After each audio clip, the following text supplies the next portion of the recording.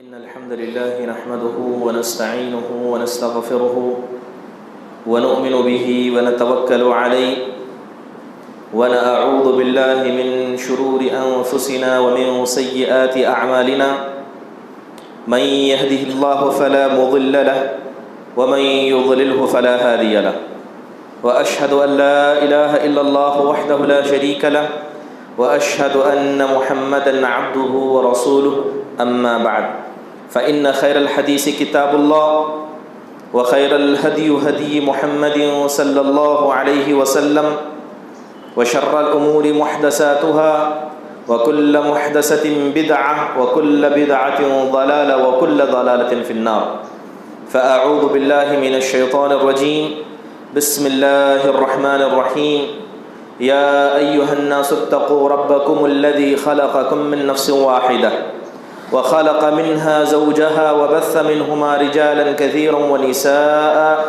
واتقوا الله الذي تساءلون به والأرحام إن الله كان عليكم رقيبا يا أيها الذين آمنوا اتقوا الله حق تقاته ولا تموتن إلا وأنتم مسلمون يا أيها الذين آمنوا اتقوا الله وقولوا قولا سديدا يصلح لكم أعمالكم ويغفر لكم ذنوبكم ومن يطع الله ورسوله فقد فاز فوزا عظيما وقال الله سبحانه وتعالى واخفض جناحك لمن تبعك من المؤمنين وقال تعالى تلك الدار الآخرة نجعلها للذين لا يريدون علوا في الأرض ولا فسادا والعاقبة للمتقين۔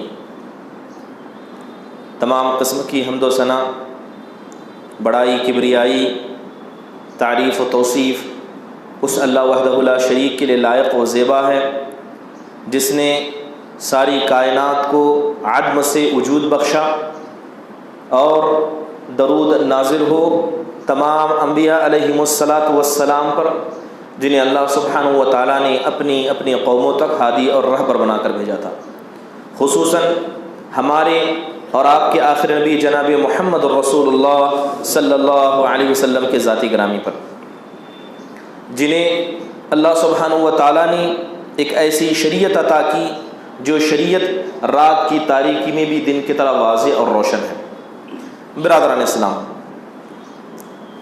یقیناً جب اللہ سبحانہ و تعالیٰ نے اس دنیا کو وجود بخشا اور ہم انسانوں کو اس روئے زمین پر لایا، تو اللہ تبارک و تعالیٰ نے ہمارے لیے ہر اس چیز کا انتظام کر دیا جو ہمیں دنیا میں فائدہ پہنچا سکتی ہے اور آخرت میں بھی ہمارے لیے کارگر ہے۔ اسی طرح اللہ تبارک و تعالیٰ نے ہمیں ہر اس راستے سے ڈرایا جو راستہ ہمیں دنیا میں نقصان پہنچا سکتا ہے اور آخرت میں ہمیں جہنم کی طرف لے جا سکتا ہے۔ اللہ سبحانہ و تعالیٰ فرماتے ہیں کہ وَهَدَيْنَاهُ النَّجْدَيْنِ، کہ اے انسانوں ہم نے تمہارے سامنے دونوں راستے کھول کر رکھ دیے۔ اب جو آدمی نیک ہوگا وہ ایسے راستے پر چلنے کی کوشش کرے گا جو اسے دنیا اور آخرت میں فائدہ پہنچائے، اور جو انسان اللہ تبارک و تعالیٰ کی عبادت سے روگردانی کرے گا، اس کے ساتھ تکبر کرے گا اور اس کی زمین میں رہ کر اس کی ناشکری کرے گا، یقیناً وہ ایسے راستے کو اپنائے گا جس راستے کا نتیجہ یقیناً قیامت کے دن اور دنیا میں بڑا ہی دردناک اور ہولناک ہونے والا ہے۔ برادران اسلام، جیسے کہ آپ جانتے ہیں کہ اسلام، اس کے اندر بہت ساری چیزیں اللہ اور اس کے رسول نے ہمیں ایسی بتائی ہیں جس کے ذریعے انسان اپنے لیے جنت کا راستہ طے کر سکتا ہے۔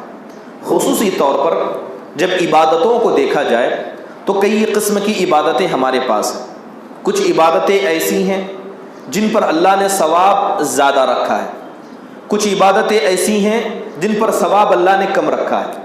یہ اللہ کا فضل ہے، یہ اللہ کی حکمت ہے کہ اللہ تبارک و تعالیٰ کون سے عمل کو زیادہ پسند کرتا ہے اور کس عمل پر اللہ جلدی خوش نہیں ہوتا ہے۔ لیکن ایک مومن انسان جسے اللہ اور اس کے رسول نے چالاک قرار دیا، مومن انسان کیا کرتا ہے؟ مومن انسان عمل میں اس عمل کو خصوصی طور پر کرنے کی کوشش کرتا ہے جس کے احترام یا جس عمل کا مقام اللہ کے نزدیک زیادہ ہے۔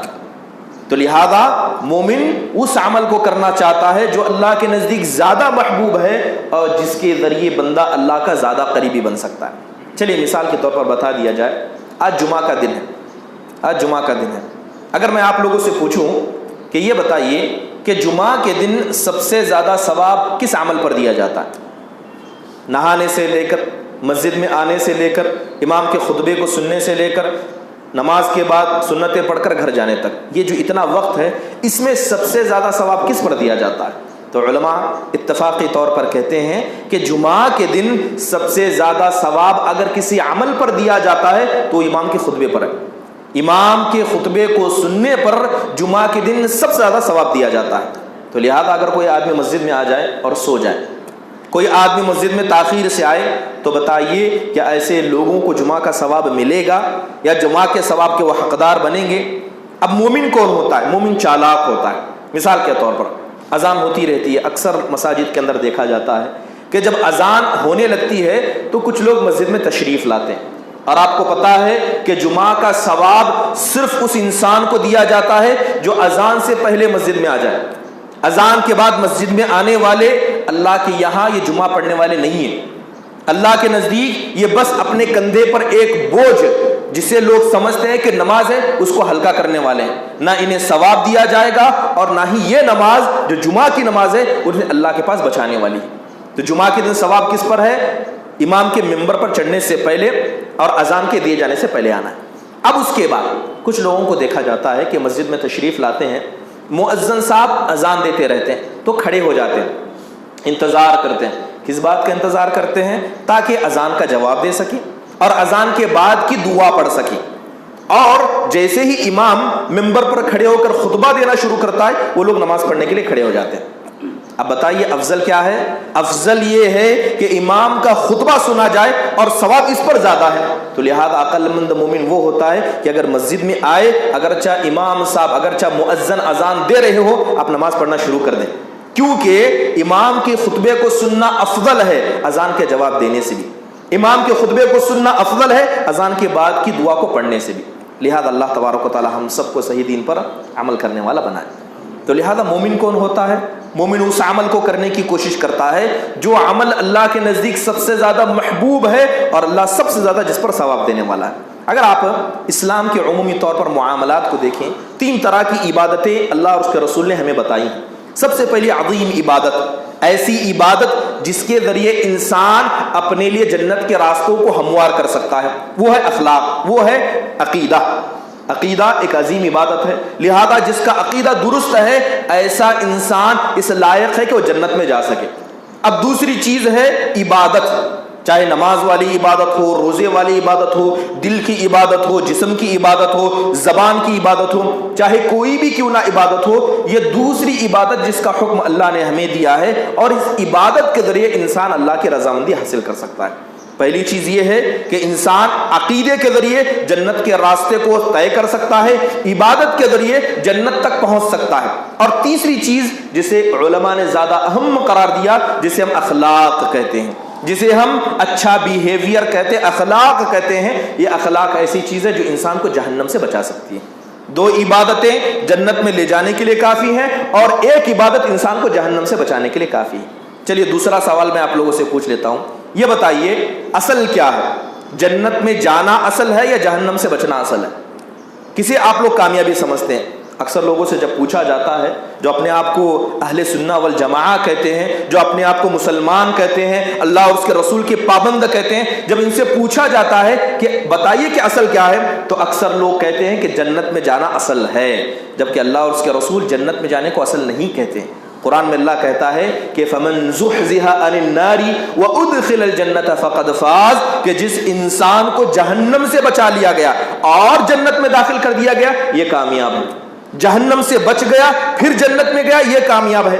اگر انسان گناہ کر لے جہنم میں چلا گیا بعد میں جنت میں جائے یا نہ جائے، اللہ اور اس کے رسول کے نزدیک وہ ناکامیاب انسان ہے۔ تو لہذا کامیاب کون ہے؟ جو سب سے پہلے اپنی گردن کو جہنم سے بچائے، اور اخلاق اسلام کا وہ حصہ ہے جو انسان کو جہنم سے بچا سکتے ہیں۔ کسی انسان کا عقیدہ کتنا بھی درست ہو، اگر گنہگار ہے تو اچھا عقیدہ والا بھی جہنم میں جائے گا۔ کسی انسان کی عبادت کتنی بھی اچھی ہو، اگر وہ گنہگار ہے تو عبادت اور عقیدہ درست رکھنے کے بعد بھی انسان جہنم میں جائے گا. لیکن اگر کسی انسان کے اخلاق اچھے ہیں، کسی کی عبادت اچھی ہے، عقیدہ بھی درست ہے، ایسا انسان جہنم سے بچ سکتا ہے.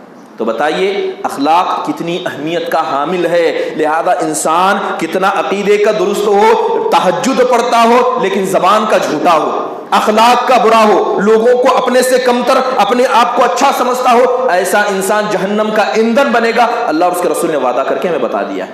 تو اخلاق کی اہمیت ہے. برادران اسلام، خطبے کے شروع میں نے ایک آیت کریمہ پڑھی جس کے اندر اللہ سبحانہ و تعالیٰ نے ایک اخلاق کا ذکر کیا. اخلاق کا ایک حصہ ہے جسے آپ اور ہم تواضع کے نام سے یاد کرتے ہیں. تواضع کا انسان کے اندر ہونا، انسان کے اندر عاجزی، انسان کے اندر انکساری کا ہونا، انسان کا اپنے آپ کو کمتر اور دوسروں کو اپنے سے اچھا سمجھنا، انسان کا ڈاؤن ٹو ارتھ ہونا، یہ ساری چیزیں کسی ہیں، اسے کہا جاتا ہے عاجزی انکساری. تو انشاءاللہ تعالیٰ اسی عاجزی انکساری کے تعلق سے جو اخلاق کا ایک بہت بڑا حصہ ہے، اس کے تعلق سے چند باتیں آپ کے سامنے رکھنے کی کوشش کروں گا. برادران اسلام، جہاں تک عاجزی انکساری تواضع کی بات ہے تو یاد رکھیں اللہ اس کے رسول نے اس کا ہمیں حکم دیا ہے. کیا ہے؟ اللہ اور اس کے رسول نے ہمیں اسے کرنے کا حکم دیا. اور سب سے پہلے حکم کسے دیا جا رہا ہے؟ پیارے نبی صلی اللہ علیہ وسلم کو حکم دیا جا رہا ہے. جبکہ آپ جانتے ہیں کہ جتنے انبیاء زمین پر آئے ہیں، اخلاق کے مسئلے میں سب سے بلند پیمانے پر انبیاء ہوتے ہیں، اخلاق کے یہ کمتر نہیں ہوتے. لیکن پھر بھی اللہ تبارک و تعالیٰ پیارے نبی صلی اللہ علیہ وسلم کو حکم دیتے ہوئے کہتا ہے وَاخْفِضْ جَنَاحَكَ لِمَنْ تَبِعَكَ مِنَ الْمُؤْمِنِينَ. اے اللہ کے نبی صلی اللہ علیہ وسلم، آپ کی ارد گرد میں جو لوگ ہیں، جو آپ کے فالوورز ہیں، جو آپ کی بات کو مانتے ہیں، جو آپ کی مجلسوں میں بیٹھتے ہیں، اے اللہ کے نبی ان کے ساتھ آپ تواضع اختیار کیجیے، ان کے ساتھ زبان کے نرم بنیے، اخلاق ادب سے ان کے سامنے تیزی کا معاملہ نہ کیجیے، ان کے ساتھ پیار والا معاملہ کیجیے. اللہ تبارک و تعالیٰ نے حکم دیا. اور یہی وجہ تھی کہ انسان کے پاس چاہے کتنی بھی صلاحیتیں ہوں، چاہے آپ مالدار ہو، قوم کے ذمہ دار ہو، مسجد کے امام ہو، پوری قوم آپ کے سامنے عزت کی نگاہ سے دیکھتی ہو، لیکن اگر آپ کے پاس اتنی ساری صفات موجود ہیں لیکن آپ کے دل میں تکبر ہے تو ساری صفاتیں ایک طرف، تکبر اللہ کے نزدیک آپ کو برا کرنے کے لیے کافی ہے. تواضع اتنی اہم عبادت ہے. انبیاء کو دیکھیے، انبیاء علیہ الصلوۃ والسلام جو دین کے اندر اس دنیا میں اس روئے زمین پر اللہ کے سب سے محبوب بندے، مثال کے طور پر حضرت نوح علیہ الصلوۃ والسلام کو لیجیے، 950 سال دین کی خدمت کی، اللہ کی راہ میں دن اور رات کو لگایا. اللہ تبارک و تعالیٰ نے حضرت نوح سے کہا قل لا املک لنفسی نفعا ولا ضرا. اللہ تعالیٰ نے حضرت نوح سے کہا اے نوح، اگرچہ تم ہمارے سب سے پہلے رسول ہو، اللہ نے ایک لمبی زندگی آپ کو دی اور آپ نے اس زندگی کا پورا حق ادا کیا، اللہ کے دین کو پہنچا دیا، لیکن اس کے باوجود بھی اگرچہ آپ اللہ کے نزدیک اتنے محبوب ہیں، اللہ تعالیٰ کہتا ہے کہ آپ جائیے لوگوں کے سامنے کہیے. حضرت نوح لوگوں کے سامنے آ کر کہتے ہیں کہ لوگوں، اگرچہ میں اللہ کا رسول ہوں، اللہ کا پیغمبر ہوں، جبرائیل میرے سامنے آتے ہیں، اللہ مجھ سے گفتگو کرتا ہے، ساری چیزیں ایک طرف، لیکن اس کے باوجود میں خود کو نہ اپنے سے فائدہ پہنچا سکتا ہوں نہ نفع پہنچا سکتا ہوں، نہ خود کو فائدہ پہنچا سکتا ہوں نہ خود کو نقصان پہنچا سکتا ہوں. جس طرح تم اللہ کے سامنے مجبور ہو، میں بھی اللہ کے سامنے ویسے ہی مجبور ہوں. جس طرح تم کو ثواب کی ضرورت ہے، ایسے ثواب کی ضرورت مجھے بھی ہے. اللہ تعالیٰ نے نبیوں سے کہہ دیا.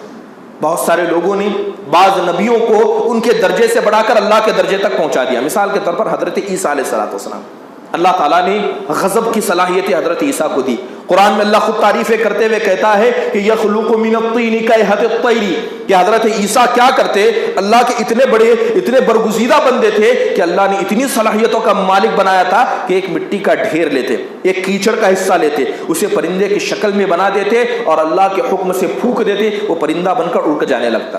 مردہ کو زندہ کرنے کی صلاحیت اللہ نے دی. ایک بیمار آدمی اور ایسی بیماری جو متعدی ہو، جو پھیلتی ہو، ایسا کوڑی کا مریض حضرت عیسیٰ کے پاس آتا، اللہ کے حکم سے ہاتھ اس پر رکھ دیتے، وہ شفایاب ہوتا. اتنی صلاحیت اللہ نے دی. لوگوں نے دیکھا تو حضرت عیسیٰ کو اللہ کے برابر قرار دیا. کسی نے اللہ کا بیٹا کہا، کسی نے انہیں خدا قرار دیا. اللہ تعالیٰ کہتا ہے کہ اگرچہ عیسیٰ اتنی ساری صلاحیتوں کے مالک ہیں لیکن اللہ کے نزدیک یہ کچھ نہیں ہے. اللہ کے قائم مقام آنے کی بات دور کی، یہ اللہ کے سامنے کچھ نہیں ہے. اللہ قرآن میں ان کا ذکر کرتے ہوئے فرماتا ہے کہ ان هو الا عبد انعمنا علیہ وجعلناہ مثلا لبنی اسرائیل. تم نے حضرت عیسیٰ کو انسان سے بڑھا کر خدا کے درجے تک پہنچا دیا. عیسیٰ تو ہمارے سامنے ایک معمولی بندے ہیں. عیسیٰ تو ہمارے سامنے ایک معمولی بندے ہیں جنہیں ہم نے بنی اسرائیل کی طرف بھیجا تھا اور بنی اسرائیل کے لیے انہیں ایک نمونہ بنا دیا تھا. تو عاجزی انکساری اتنی اہم چیز ہے. اگر عاجزی انکساری تواضع کی اہمیت کو دیکھا جائے تو برادران اسلام، اللہ اور اس کے رسول نے اس کی بہت ساری اہمیت ہمیں بتائی. سب سے پہلی چیز یہ ہے کہ اللہ نے اس کا حکم دیا ہے. لہذا اس کا مطلب یہ ہوا کہ جب اللہ نے ہمیں عاجزی کرنے کا حکم دیا، اپنی زبان کو نرم کرنے کا حکم دیا، سخت الفاظ سے، سخت لہجے سے یا اپنے جسم کے اندر تکبر کی کوئی چال کرنے سے منع فرما دیا، تو یہ کرنا گناہ ہے. اللہ کے نبی صلی اللہ علیہ وسلم فرماتے ہیں کہ ان اللہ اوحى الی ان تواضعوا حتى لا يفخر احد على احد ولا يبغي احد على احد. اللہ کے نبی صلی اللہ علیہ وسلم فرماتے ہیں کہ اللہ نے میری جانب وحی کی، اللہ نے میری جانب وحی کی اور کہا کہ اے نبی آپ تواضع کو اختیار کیجیے، اپنی قوم سے کہیے کہ وہ تواضع اختیار کرے، یہاں تک کہ نہ کوئی آدمی کسی پر فخر کرے اور نہ کوئی کسی پر ظلم کرے. اس حد تک تواضع اختیار کرنے کا حکم دیا گیا. اس کا مطلب یہ ہے کہ اگر کوئی آدمی تواضع کو چھوڑ کر تکبر کرتا ہے، اپنے آپ کو اچھا دوسروں کو کم تر سمجھتا ہے، تو ایسا انسان ایک وقت میں دو گناہ کماتا ہے. پہلا گناہ تواضع کو چھوڑنے کا جس کا اللہ نے حکم دیا، اور دوسرا تکبر کو کرنے کا جس سے اللہ نے رکنے کا حکم دیا. تو متکبر بیک وقت دو گناہوں کو اپنے کندھے پر لے کر چلتا. دوسری اہم بات، تواضع کی اہمیت اس لیے بھی ہے کہ اللہ کے نبی صلی اللہ علیہ وسلم نے قسم کھائی. اللہ کے نبی قسم کھا کر کیا کہتے ہیں؟ اللہ کے نبی جب قسم کھاتے ہیں تو یقیناً یہ معاملہ اللہ کے نزدیک بڑا ہوتا ہے. اللہ کے نبی فرماتے ہیں کہ ما زاد اللہ بتواضعہ الا عزا. اللہ کے نبی کہتے ہیں کہ میں قسم کھاتا ہوں اس ذات کی جو حق سے ہے کہ جو انسان زمین میں تواضع اختیار کرتا ہے، جو اپنے آپ کو برا دوسروں کو اپنے سے اچھا سمجھتا ہے، اللہ کے نبی قسم کھا کر کہتے ہیں کہ اللہ ایسے لوگوں کو ضرور عزت دیتا ہے، ایسا اللہ تعالیٰ ایسے لوگوں کو ضرور بلند کرتا ہے. تو نبی صلی اللہ علیہ وسلم نے قسم کھائی.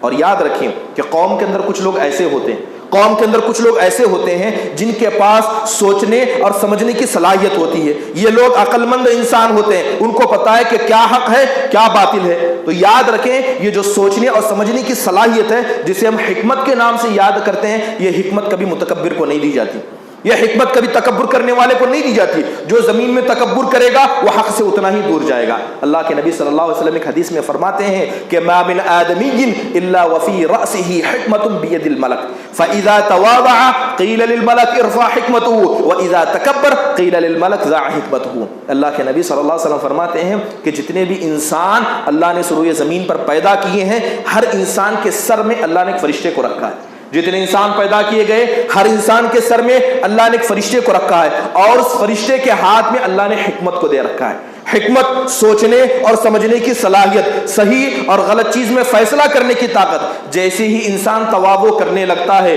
اپنے آپ کو کمزور لوگوں کو بہتر سمجھنے لگتا ہے، تو اللہ اس فرشتے سے کہتا ہے کہ اس کی سوچنے سمجھنے کی صلاحیت کو بڑھا دو. اور جیسے ہی تکبر اپنے آپ کو اچھا دوسروں کو کم سمجھنے لگتا ہے، اللہ کہتا ہے کہ اس کی سوچنے سمجھنے کی صلاحیت کو گرا دو، یہاں تک کہ انسان حق کو دیکھ کر بھی نہیں پہچانتا، یہاں تک کہ اللہ کے عذاب کو دن رات دیکھ کر بھی وہ انسان ہدایت پر نہیں آتا. تو یقیناً یہ تواضع کا ایک بڑا اہمیت اور تواضع کا بڑا فائدہ ہے کہ اللہ تبارک و تعالیٰ اس کی وجہ سے لوگوں کو سوچنے سمجھنے کی صلاحیت دے دیتا ہے.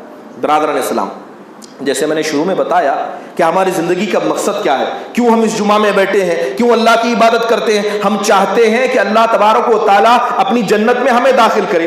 ہم چاہتے ہیں، ہماری خواہش ہوتی ہے، اللہ سے مغفرت مانگتے ہیں. لیکن اگر قرآن میں کہیں ایسا بتایا جائے کہ جس انسان میں زمین میں سر بلندی چاہیے، ایسا انسان جہنم میں جائے گا. جس نے زمین میں سر بلندی چاہیے وہ نقصان اٹھانے والا ہے. تو آپ کو سمجھ میں آئے گا کہ اگرچہ آپ نمازی ہوں، اگرچہ آپ حاجی ہوں، اگرچہ آپ نے دین کی خدمت کے لیے دن رات لگا دیا، لیکن اگر آپ کے اندر تواضع نہیں ہے تو یہ عبادت دھری کی دھری رہ جائے گی، اور قیامت کے دن آپ کو جہنم کا منہ دیکھنا پڑے گا. قرآن میں اللہ تبارک و تعالیٰ کہتا ہے کہ تلک الدار الآخرۃ نجعلها للذین لا یریدون علوا فی الارض ولا فسادا والعاقبۃ للمتقین. قرآن میں اللہ فرماتا ہے کہ یہ آخرت کی زندگی، مرنے کے بعد دوبارہ اٹھائی جانے والی زندگی جس کا وعدہ ہم نے تم سے کیا ہے، ہم نے اس کا وعدہ ان لوگوں سے کیا ہے جو زمین میں سربلندی نہیں چاہتے، جو زمین میں سربلندی نہیں چاہتے اور نہ زمین میں فساد پھیلانے کا کام کرتے ہیں. اور جان لو کہ یقیناً آخرت کا فیصلہ متقیوں کے لیے ہے. تو اس آیت میں اللہ تبارک و تعالیٰ نے کیا کہا کہ آخرت کی زندگی، مرنے کے بعد اٹھائی جانے والی جو زندگی ہے، اس کے اندر بھلائی کا وعدہ اللہ نے دو قسم کے لوگوں سے کیا ہے. لہذا اگر یہ دو چیزیں کسی انسان کے اندر آ گئی تو نقصان اٹھانے والا، ان دو چیزوں سے جو بچ گیا وہ آخرت میں کامیاب ہونے والا۔ سب سے پہلی چیز کہا گیا زمین میں سربلندی چاہنا، اپنے آپ کو سپیریئر بنانے کی کوشش کرنا، اپنے آپ کو فرنٹ پیج میں لانے کی کوشش کرنا، اپنے آپ کو فیم میں لانے کی کوشش کرنا، اپنے آپ کو مشہور بنانا، کرسی کی چاہت رکھنا۔ لوگ یہ کریں کہ جب آپ مجلس میں آئیں تو لوگ آپ کی تعریف کریں، یہ چاہتیں، یہ محبتیں، لوگوں کے لیے سب کچھ کرنا۔ اللہ کے نبی صلی اللہ علیہ وسلم فرماتے ہیں یہ زمین میں سربلندی چاہنا ہے، اور جس نے زمین میں سربلندی چاہی وہ آخرت میں نقصان اٹھانے والا ہے۔ حضرت علی بن ابی طالب رضی اللہ عنہ سے پوچھا گیا کہ بتائیے قرآن میں تو اللہ کہتا ہے کہ جو زمین میں سربلندی چاہتا ہے اللہ قیامت کے دن اس کو نقصان پہنچائے گا، وہ اللہ کے نزدیک نقصان اٹھانے والا میں سے ہوگا۔ سربلندی کا مطلب کیا ہے؟ تو حضرت علی رضی اللہ عنہ سربلندی کا مطلب بتاتے ہوئے کہتے ہیں کہ مثال کے طور پر اگر تم میں کا کوئی آدمی جوتا پہنتا ہے، اگر تم میں کا کوئی آدمی جوتا پہنتا ہے اور جوتے کا تسمہ ہے جسے ہم لیس کہتے ہیں، اگر کسی انسان کے پاس جوتا ہے اور جوتے کا تسمہ ہے، اگر اس کے دل میں صرف اتنا ارادہ آ جائے کہ میرا جو جوتا ہے، جو اس کا تسمہ ہے، وہ تسمہ میرے بھائی کے جوتے کے تسمے سے میرے نزدیک اچھا ہو، بس آپ نے دل میں اتنا سوچا کہ اس سے بہتر وہ تسمہ میرے نزدیک ہو، آپ نے دل میں اتنا چاہا، تو حضرت علی کہتے ہیں کہ آپ نے زمین میں سربلندی چاہی، اور جس نے زمین میں سربلندی چاہی وہ آخرت میں نقصان اٹھانے والا ہے۔ تو تصور کریں ان لوگوں کا کیا حال ہوگا جو اپنے آپ کو لوگوں کے سامنے میں کہہ کر پیش کرتے ہیں، جو اپنے آپ کو بہتر سمجھتے ہیں، قوم کے سردار دل کے اندر تصور کرتے ہیں اور اپنے آپ کو اچھا، لوگوں کو کمتر سمجھتے ہیں۔ یاد رکھیے عبادتیں آپ کو فائدہ نہیں پہنچائیں گی۔ اگر آپ دل کے بیماری میں مبتلا ہیں، یہ نمازیں آپ کو فائدہ نہیں پہنچائیں گی، دین کی خدمت آپ نے 1000 کی ہوگی، لیکن اللہ اور اس کے رسول کہتے ہیں کہ اگر دل کی بیماری میں، زمین کے سربلندی کی عبادت میں یا زمین کے سربلندی جیسی قباحت میں آپ لگ گئے تو آپ آخرت میں نقصان اٹھانے والے میں سے۔ یہی وجہ تھی کہ نبی صلی اللہ علیہ وسلم کی زندگی کو دیکھیں، اللہ تعالیٰ نے آپ کی زندگی کو ہمارے لیے نمونہ بنایا، آپ کا چلنا ہمارے لیے نمونہ، آپ کا بیٹھنا ہمارے لیے نمونہ۔ اور اللہ کے نبی صلی اللہ علیہ وسلم کیسے تھے؟ آپ علیہ الصلوۃ والسلام کی زندگی کو آپ پڑھے تو آپ کا اندازہ ہوگا کہ اللہ کے نبی صلی اللہ علیہ وسلم کے اندر تواضع کیسا عجیب تھا۔ مثال کے طور پر ایک صحابی تھے جن کو حضرت مغیث رضی اللہ عنہ کہا جاتا تھا، غلام تھے، ان کی بیوی بریرہ یہ بھی غلام تھی۔ تو حضرت مغیث کی بیوی بریرہ رضی اللہ عنہا نے حضرت عائشہ رضی اللہ عنہ سے مدد مانگی اور کہا کہ میں فلاں فلاں آدمی کی غلام ہوں، اگر آپ مجھے خرید کر آزاد کر دیں تو آپ کا بہت بڑا احسان ہوگا۔ تو حضرت عائشہ رضی اللہ عنہ نے حضرت بریرہ کو خریدا اور آزاد کر دیا۔ اور اسلام کا معاملہ ایسا ہے کہ اگر شوہر بیوی دونوں غلام ہوں، شوہر اور بیوی دونوں غلام ہوں، اگر دونوں میں سے کوئی ایک بھی آزاد ہو جائے تو آزاد ہونے والے کو حق رہتا ہے کہ اپنے شوہر یا بیوی کے ساتھ رہے یا اسے چھوڑ دے۔ تو لہذا جیسے ہی حضرت بریرہ آزاد ہو گئی، انہوں نے چاہا کہ میں اپنے شوہر جو مغیث ہیں، جو غلام ہیں، ان کے ساتھ کیوں رہوں؟ میں آزاد ہو گئی، وہ غلام ہے، مجھے ان کے ساتھ نہیں رہنا ہے، لہذا انہوں نے آزاد ہونے کا ارادہ کیا۔ حضرت مغیث رضی اللہ عنہ جو ان کے شوہر تھے، جو غلام تھے، یہ حضرت بریرہ سے بڑی محبت کرتے تھے، لہذا حضرت بریرہ کو مناتے، کہتے کہ تم میری شادی میں لوٹ آؤ، ہمارے بیچ میں اولاد ہیں، اگر تم مجھے چھوڑ دو گی تو اولاد کا کیا ہوگا؟ معاملہ ایسے ہی چلتا رہا۔ ایک مرتبہ نبی صلی اللہ علیہ وسلم مسجد کے باہر تھے، آپ کے ساتھ آپ کے چچا حضرت عباس تھے۔ آپ نے دیکھا، حضرت عباس نے دیکھا کہ حضرت بریرہ آگے آگے جا رہی ہیں، حضرت مغیث ان کے پیچھے روتے روتے جا رہے ہیں، حضرت مغیث ان کے پیچھے روتے روتے جا رہے ہیں اور کہہ رہے ہیں کہ اے بریرہ میری شادی میں دوبارہ لوٹ کے آؤ، کم از کم اپنے اولاد کا خیال کرو۔ اللہ کے نبی نے ان کو دیکھا تو آپ کے دل میں تکلیف ہوئی۔ اللہ کے نبی نے حضرت عباس سے کہا اے عباس، ان دونوں کو دیکھ کر آپ کو تعجب نہیں ہوتا کہ حضرت مغیث کتنی محبت اپنی بیوی سے کرتے ہیں اور حضرت بریرہ کتنی نفرت اپنے شوہر سے کرتی ہیں؟ لہذا حضرت مغیث نے سارے طریقے اپنا لیے، بات نہیں منی تو آخرکار نبی صلی اللہ علیہ وسلم کے پاس آئے اور آ کر کہا اے اللہ کے نبی، جتنے راستے ہو سکتے سب اپنا لیا، میری بیوی ماننے کے لیے تیار نہیں ہے، اے اللہ کے نبی اب آپ تو سفارش کر دیجئے، آپ میرا معاملہ رکھیے، یقیناً آپ کی بات ٹالی نہیں جاتی ہے۔ لہذا اللہ کے نبی صلی اللہ علیہ وسلم کسی کی سفارش کو روکا نہیں کرتے۔ اللہ کے نبی صلی اللہ علیہ وسلم حضرت بریرہ کے پاس گئے، جا کر بریرہ سے کہا لو راجعتی، اے بریرہ یہ تمہارے شوہر ہیں، تم سے محبت کرتے ہیں، تمہاری ان کے بیچ میں اولاد ہے، اے بریرہ شادی میں لوٹ آتی تو کتنا اچھا ہوتا۔ حضرت بریرہ نے سیدھا سوال کیا، کہا اے اللہ کے نبی یہ آپ کا مشورہ ہے کیا حکم ہے؟ یہ آپ کا مشورہ ہے کیا حکم ہے؟ اللہ کے نبی نے کہا میرا مشورہ ہے۔ تو حضرت بریرہ کہتی ہیں کہ میرے شوہر میں مجھے کوئی ضرورت نہیں، مجھے اس کی ضرورت نہیں ہے، منہ پر مشورہ ٹھکرا دیا۔ اللہ کے نبی صلی اللہ علیہ وسلم مشورہ دے رہے ہیں اور حضرت بریرہ آپ کے منہ پر مشورہ ٹھکرا دیتی ہے. اللہ کے نبی صلی اللہ علیہ وسلم وہاں سے خاموشی سے نکل کر چلے آتے. اسے کہتے ہیں تواضع.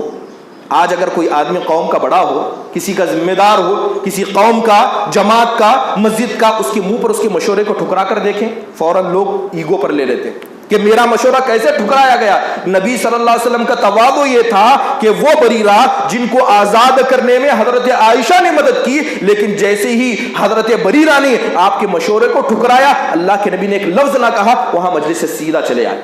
نبی صلی اللہ علیہ وسلم مدینہ میں تھے, آپ علیہ الصلوۃ والسلام بیٹھے ہوئے ہیں, لوگ آپ کے پاس آتے اور دین کی باتیں سکھا کرتے. اور آپ کو پتا ہے کہ نبی صلی اللہ علیہ وسلم کو اللہ نے رعب عطا کیا. جو پہلی بار آپ کو دیکھتا گھبرا جاتا, ڈر جاتا. ایک نوجوان آیا, آپ کی مجلس میں آ رہا تھا, نبی صلی اللہ علیہ وسلم نے اس نوجوان کو دیکھا کہ آپ کا رعب اس کو لگ گیا, لہذا اس کے بازو کپ کپانے لگے, اس کے بازو, اس کے شولڈر کپ کپانے لگے. اللہ کے نبی صلی اللہ علیہ وسلم نے اس نوجوان کو دیکھا تو اسے مخاطب ہو کر کہا, اے نوجوان آرام سے, کہا اے نوجوان آرام سے, گھبرانے کی کیا ضرورت ہے, نہ میں بادشاہ ہوں نہ میں بادشاہوں کا بیٹا ہوں, میرا معاملہ تو ایسا ہے کہ انما انا ابن امرأۃ تأکل بقدید بمکہ, بلکہ میں تو ایک ایسی ماں کا بیٹا ہوں جو ماں مکہ کے اندر کبھی سوکھے گوشت کو پانی میں بھگا بھگا کر کھایا کرتی. میں ایسی ماں کا بیٹا ہوں, مجھ سے گھبرانے کی ضرورت کیا ہے, مجھ سے ڈرنے کی ضرورت کیا ہے. یہ نبی صلی اللہ علیہ وسلم کی عاجزی اور انکساری تھی کہ اللہ کے نبی صلی اللہ علیہ وسلم اس کے سامنے اپنی عاجزی پیش کریں. یہی وجہ تھی کہ آپ کو پسند نہیں تھا کہ آپ علیہ الصلوۃ والسلام کی شان میں لمبی لمبی باتیں کی جائیں, آپ کو آقاؤں کا آقا, سرداروں کا سردار کہا جائے. اللہ کے نبی کو اس بات سے نفرت تھی.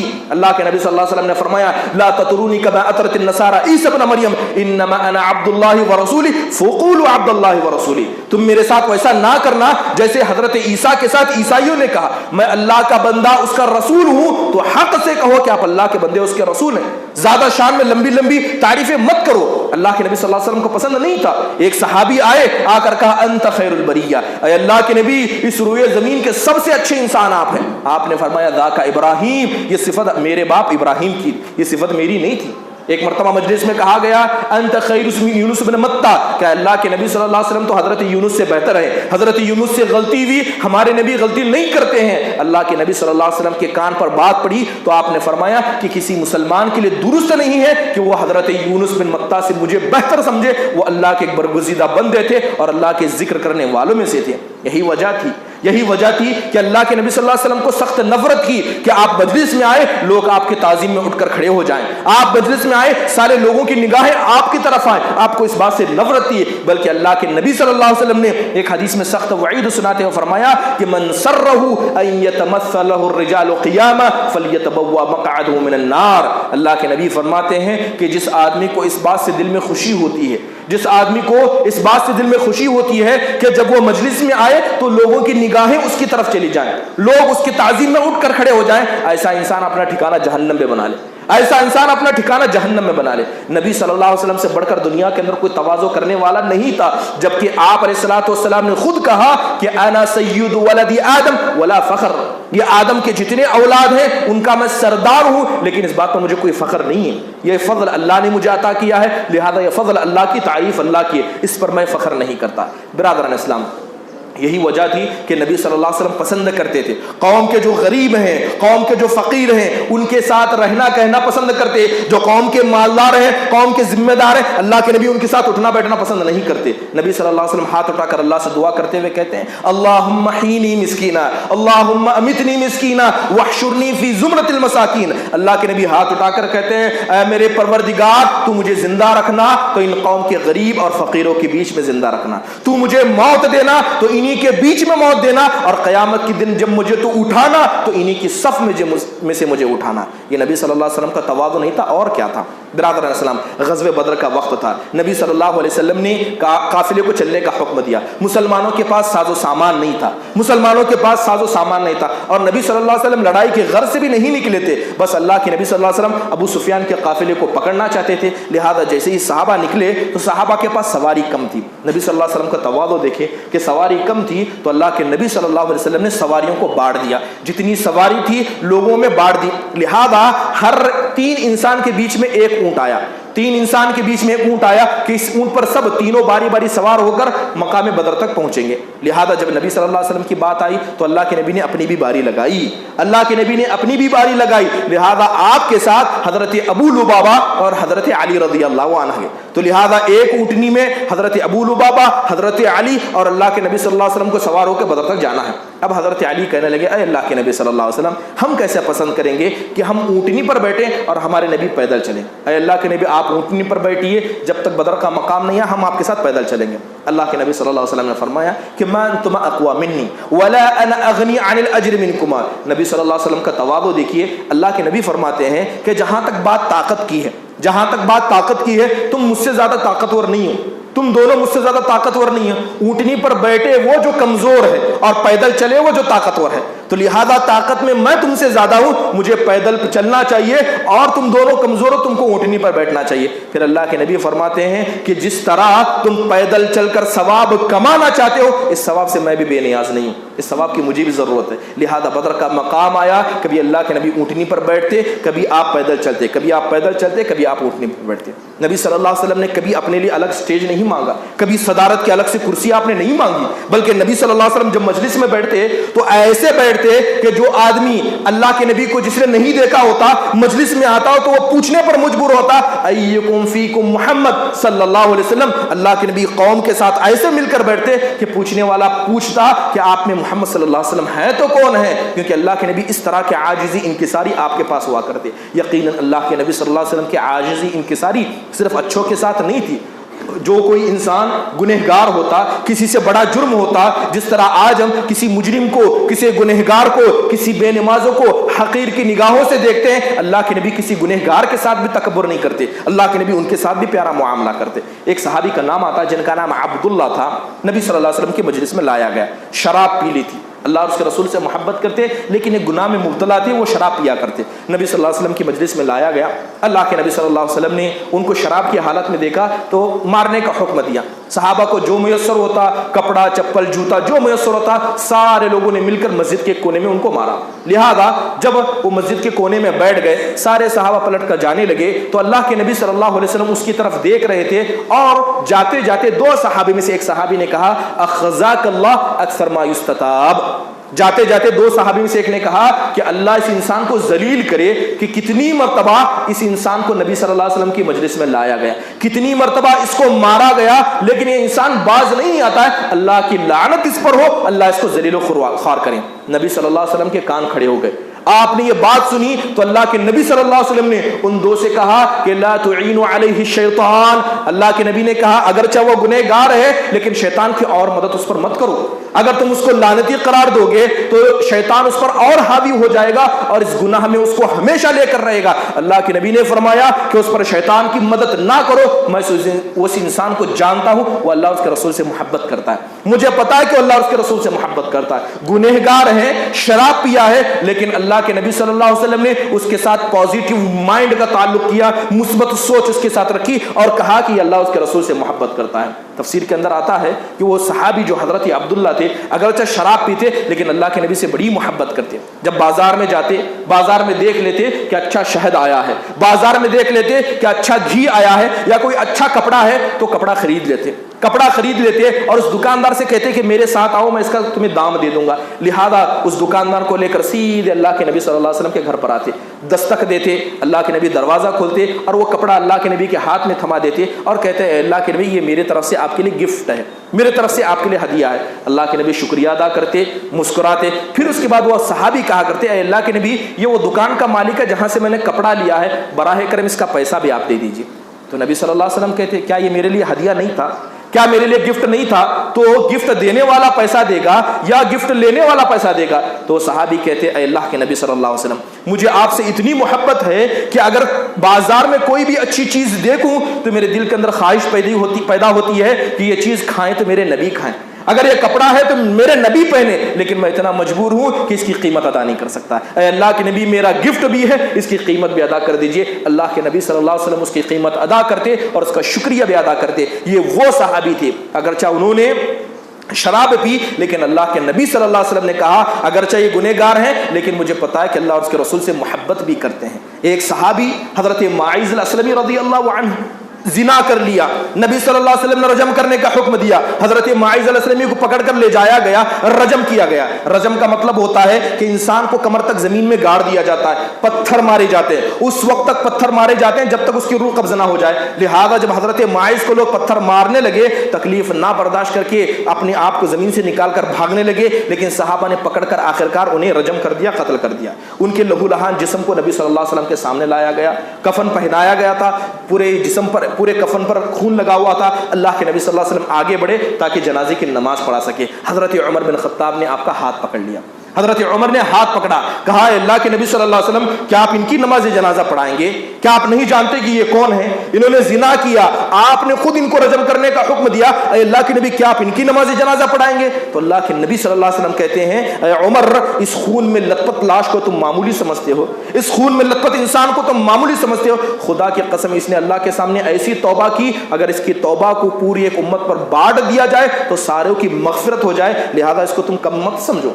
یہ نبی صلی اللہ علیہ وسلم کا تواضع تھا، اچھوں کے ساتھ بھی آپ اچھا کرتے، اچھوں کے ساتھ بھی تواضع اختیار کرتے۔ جو انسان گنہگار ہوتا، اللہ کے نبی صلی اللہ علیہ وسلم اس کے ایمان کی وجہ سے اس کے ساتھ بھی تواضع کرتے۔ یہی وجہ تھی کہ نبی صلی اللہ علیہ وسلم نے جس طرح تواضع کا حکم دیا، تکبر سے اسی طرح منع کیا۔ آپ کے دل میں یا تو تواضع ہوگا یا تکبر ہوگا، جہاں تواضع آیا تکبر گیا، اور جہاں تواضع ہٹ گیا تکبر نے دل میں جگہ لے لی۔ یہی وجہ تھی کہ نبی صلی اللہ علیہ وسلم کو سخت ناپسند تھا کہ کوئی انسان اپنی زبان سے ایک ایسا جملہ کہے جس جملے کی وجہ سے اس کی زبان سے تکبر جھلکتا ہو۔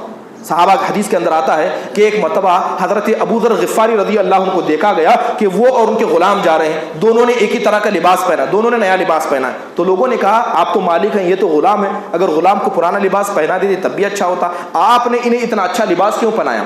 تو حضرت ابو ذر نے قصہ سنایا۔ حضرت ابو ذر رضی اللہ عنہ قصہ سناتے ہوئے کہتے ہیں کہ ایک مرتبہ اس غلام سے کوئی غلطی ہو گئی تو میں نے اس غلام سے کہا یا ابن السودا، میں نے اس غلام سے کہا اے کالی ماں کے بیٹے، میں نے اس غلام سے کہا کہ اے کالی ماں کے بیٹے۔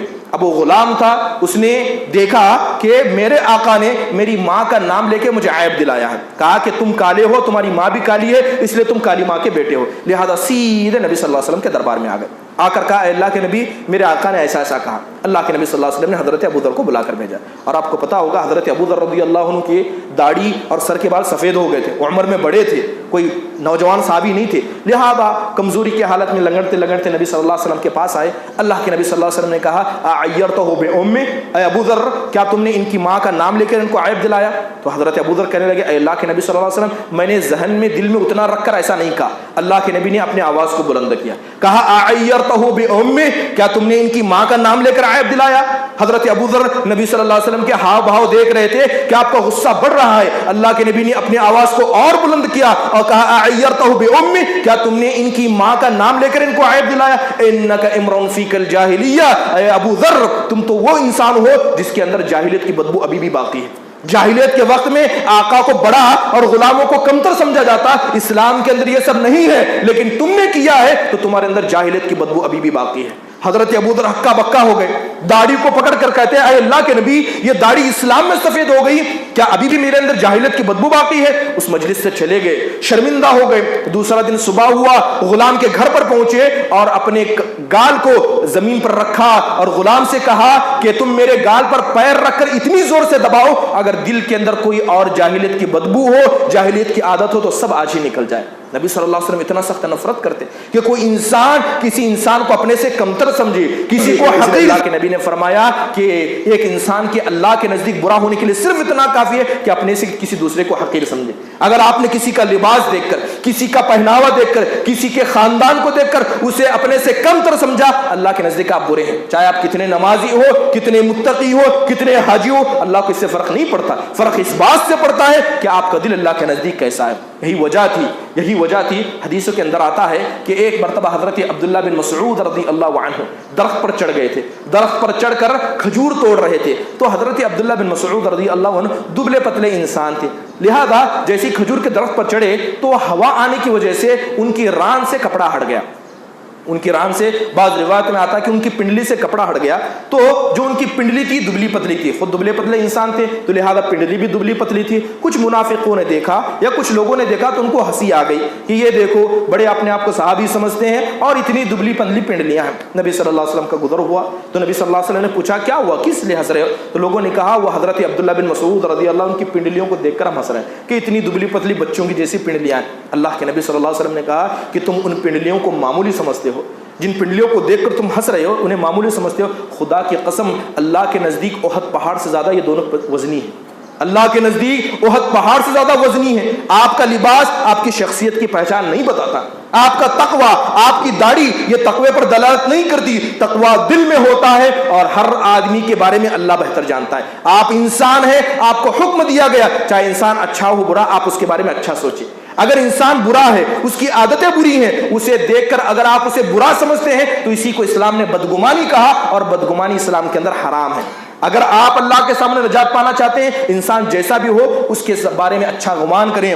ظنوا بالمؤمنین خیرا، جو بھی مومن ہے اس کے بارے میں اچھا تصور کریں، اس کی غلطی اس کے ساتھ، اس کا گناہ اس کے ساتھ۔ اگر آپ گنہگار نہیں ہونا چاہتے ہیں تو آپ اپنے دل کو صاف رکھیں، یہی تواضع ہوتا ہے۔ برادران اسلام، یہی تکبر ایسا گناہ ہے کہ جو انسان تکبر کرنے لگ جاتا ہے، یاد رکھیں تکبر کی وجہ سے اس انسان کی سوچ اتنی گھٹیا ہو جاتی ہے کہ انسان کبھی زندگی میں آگے نہیں بڑھ سکتا۔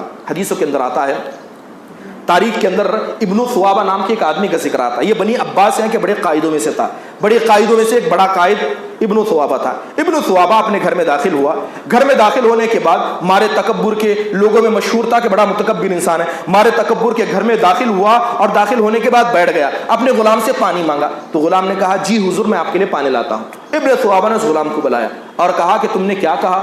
تو غلام کہتا ہے میرے مالک آپ نے مجھ سے پانی مانگا، میں نے کہا کہ جی ہاں میں پانی لاتا ہوں۔ تو ابن ثوابہ کھڑا ہو گیا اور کہنے لگا کہ ہاں کرنے کی طاقت وہ رکھتا ہے جس کے پاس نہ کرنے کی طاقت ہو، ہاں وہ بولتا ہے جسے نہ بولنے کی صلاحیت ہو۔ کیا اس گھر میں کوئی ایسا ہے جو مجھے نہ بول سکتا ہے؟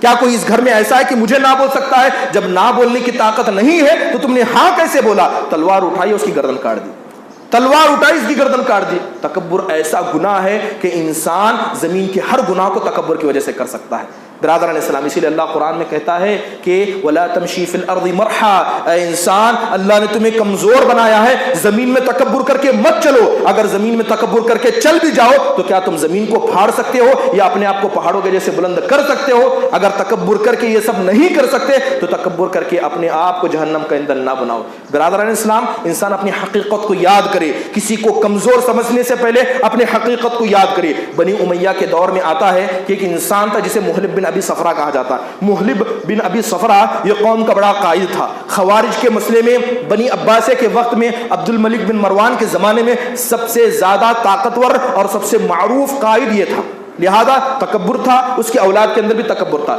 تو ایک مرتبہ اس کا بیٹا مارے تکبر کے لوگوں میں مشہور ہو گیا تھا، اپنے لباس کی وجہ سے مارے تکبر کے لباس کو لٹکتے لٹکتے جا رہا تھا۔ مالک بن دینار رحمہ اللہ نے اسے دیکھا، مالک بن دینار نے مسجد کے باہر دیکھا کہ یہ محلب بن ابی صفرا کا بیٹا ہے، جو محلب ابھی اس قائدوں میں سب سے بڑا قائد ہے، لہذا مارے تکبر کے کپڑے کو لٹکاتے جا رہا تھا۔ تو مالک بن دینار نے اسے نصیحت کرتے ہوئے کہا اے میرے بیٹے اپنے کپڑے کو اوپر کر لو، یہ تمہارے لیے دل کے لیے بھی پاکی ہے اور اللہ کے نزدیک بھی پاکی ہے۔ تو محلب بن ابی صفرا کا بیٹا کہتا ہے کہ آپ جانتے ہیں کہ میں کون ہوں؟